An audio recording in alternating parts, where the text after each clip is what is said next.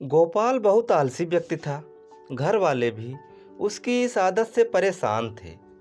वह हमेशा से ही चाहता था कि उसे एक ऐसा जीवन मिले जिसमें वह दिन भर सोए और जो चीज़ चाहे उसे बिस्तर पर ही मिल जाए।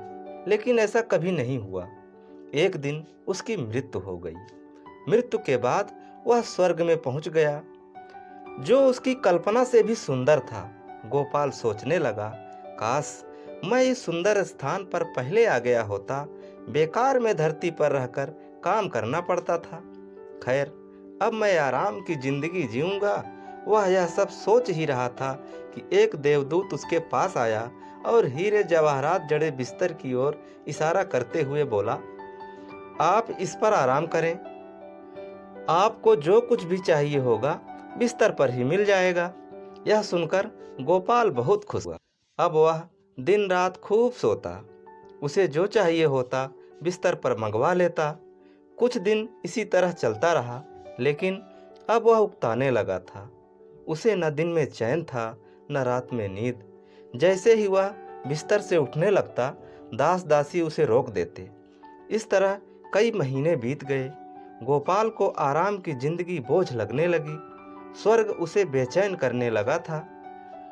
वह कुछ काम करके अपना दिन बिताना चाहता था। एक दिन वह देवदूत के पास गया और उससे बोला, मैं जो कुछ करना चाहता था वह सब करके देख चुका हूँ। अब तो मुझे नींद भी नहीं आती। मैं कुछ काम करना चाहता हूँ, क्या मुझे कुछ काम मिलेगा?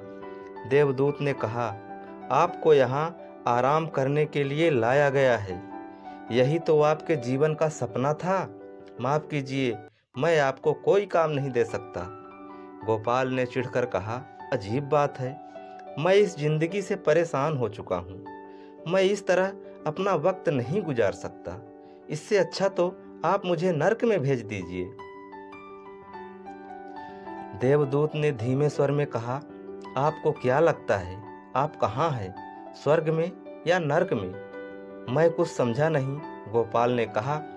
देवदूत बोला, असली स्वर्ग वही होता है जहाँ मनुष्य दिन रात मेहनत करके अपने परिवार का पालन पोषण करता है, उनके साथ आनंद के पल बिताता है और जो सुख सुविधाएं मिलती है उन्हीं में खुशी रहता है।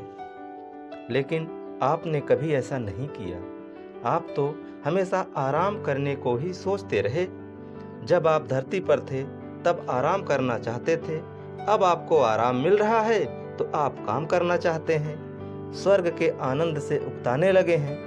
गोपाल बोला, शायद अब मुझे समझ आ गया है कि मनुष्य को काम के समय काम और आराम के समय आराम करना चाहिए। दोनों में से एक भी चीज़ ज़्यादा हो जाए तो जीवन में निराशा आ जाती है। सच है, मेरे जैसे आलसी व्यक्ति के लिए तो एक दिन स्वर्ग भी नर्क बन जाता है। दोस्तों, आशा है ये कहानी आपको पसंद आई होगी। इस कहानी के बारे में आपकी क्या राय है, कमेंट में ज़रूर बताएं।